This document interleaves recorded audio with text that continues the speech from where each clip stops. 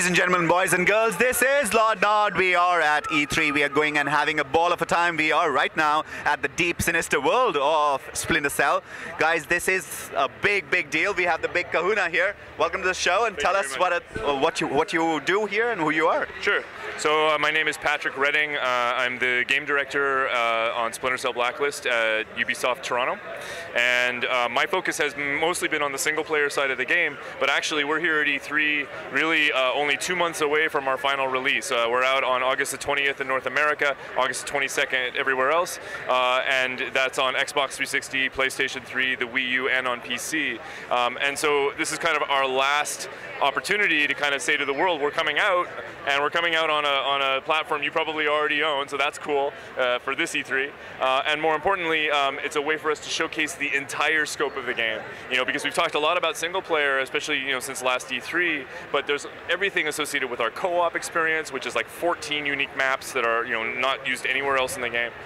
There's everything about Spies versus Mercs, which of course is a fan favorite, asymmetric multiplayer mode that's been around since the second game, Pandora Tomorrow, and there's a lot of information and details that we're trying to get out to players so they understand just how big of a value this game represents in terms of being able to experience every facet of Splinter Cell, and it's a lot of content. It's just a whole lot of content. Well, I agree. I think this is going to be one of the more phenomenal games of Splinter Cell that is coming out.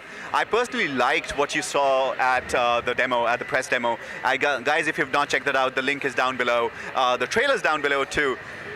We all wanted to know that there is a departure in this Splinter Cell, right? Yeah. So tell us about the unique features of Splinter Cell this time. Is this just one character you're playing, or there are multiple characters? So I mean, ultimately, one of our goals was to refocus on Sam Fisher back in the field in his op suit with his goggles as a kind of an operative of the U.S. government, taking on the kind of threat that would be severe enough to make him come out of retirement.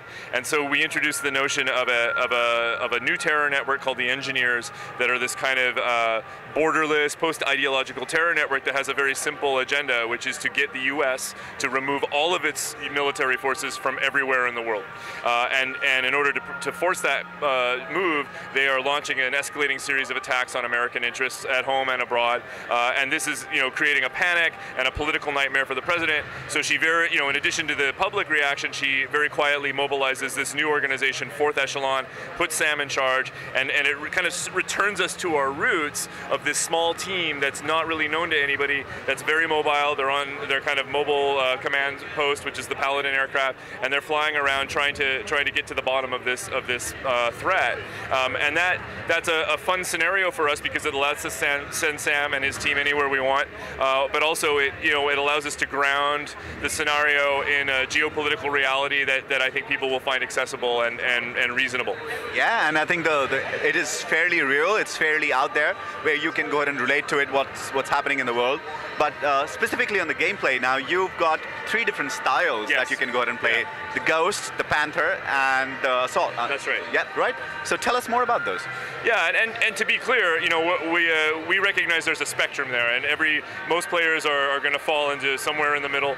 But the idea was that most players who have never played Splinter Cell before come to the game and they're either a traditional stealth player, so they're playing in a very, very kind of I'd say a very measured, very methodical way. They're never detected, they don't touch anybody, they just want to sneak through and get that perfect playthrough. And then you have other players that come at it who maybe are not ultimately stealth players by their nature. They treat it like an action-adventure experience, so they kind of say, well, I have guns and I have grenades, I'm going to use those, right? So what we want to do is recognize that those are valid ways of dealing with the situation, but ultimately we're trying to train players to be stealthy and to be tactical and to use the choices that are available to them in the game systems, and to use the gadgets that Sam has access to, and to sort of take the economy system that we brought into the game and use that to spend on upgrades and improvements. So it's kind of it represents a range, but we've kind of identified these 3 main kind of points along that spectrum, and we reward players for playing according to those styles, and all of those points that we're rewarding go into the economy system. Yeah. So and if you're me, I love the Ghost. I love the Panther style. I like to go sneak through, but when I can't, like, down he goes. Yeah. Right? And that's just me. Exactly. But I know friends who just go, like, I have guns, we'll use them. Yeah. and I know a friend of mine, she would only like say no. the objective is just don't touch anything. Right. So that's fine, and I think it addresses all three. When you get into this game and you get into this really deep and really engrossing and really real story, you tend to go ahead and start rubbing some people on the wrong way, right? So now there's been this controversy around the Middle East and India being people saying, no, we're not terrorist organizations. Why are you showing us that? What's your comment on that one? Well, I mean, to be clear, like the context, for example, of the India mission is actually a threat that is completely external to India. It's in fact it's our old friends Voron, which is kind of like the rival organization to Fourth Echelon. You know, it represents a kind of a spin-off of a Russian intelligence unit that's engaged in things like sabotage, corporate espionage, that kind of thing. And when Isaac Briggs and Sam Fisher get wind of what's going on with that, you know, they're sent in to try to basically curtail this activity. And that activity finds its way into India because India, as a nuclear power, has military research institutes and facilities that are engaged in like legitimate military enterprise, and these are being targeted by people who have bad intent, but they're external to India. It's really like an external threat. So Sam's on our side. Yeah, effectively Sam and Briggs are going in, and they don't want to hurt anybody, they don't want to touch anybody. Ideally, that no one will ever know they were there, but they do need to put a stop to it before this threat is exported out to other parts of the world and turns into something bigger. Yay, we got Sam on our side. Exactly. Cool. So when you get also deeper into a game like this, this is fairly dark and murky, right? So lots of political intrigue, lots of backstabs, and that's what makes a great story. So what's your comments on that? Is this genre that's something that very close to Splinter Cell, or? Yeah, I mean, I think it's interesting. Like when you look back at Splinter Cell at its roots, you know, it's first and foremost, it's a game about the fragility of stealth. You know, it's a game about what it means to try to keep things hidden and secret. It's a game about what it means to try to protect secrets, both in the sort of personal sense of remaining hidden as a player, but also in the broader geopolitical sense of keeping certain things hidden, from a political point of view.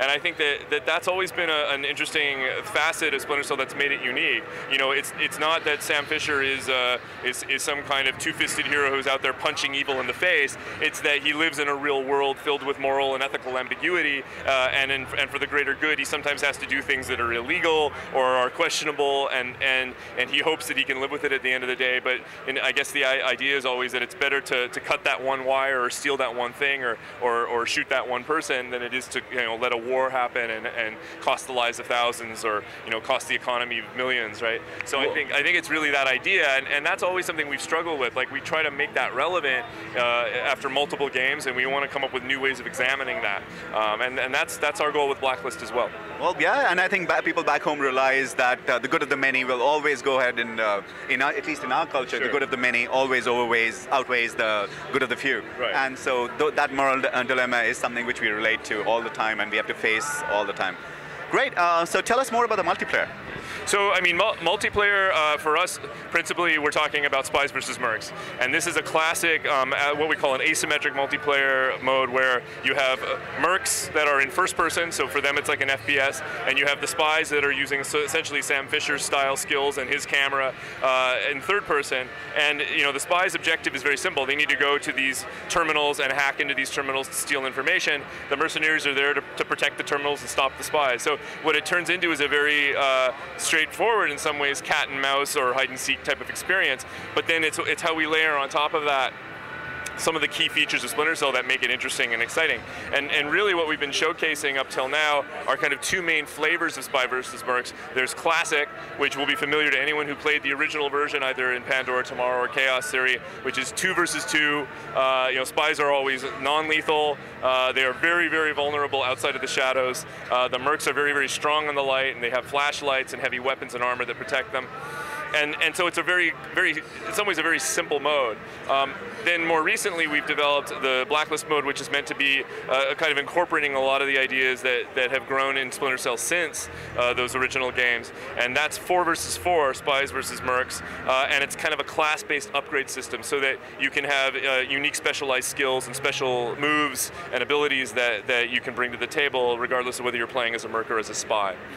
And what about my last question leading into this is your comment on co-op, Yep. saying now this is something like traditionally we've never seen co-op. Well, when it started, I think the first game was.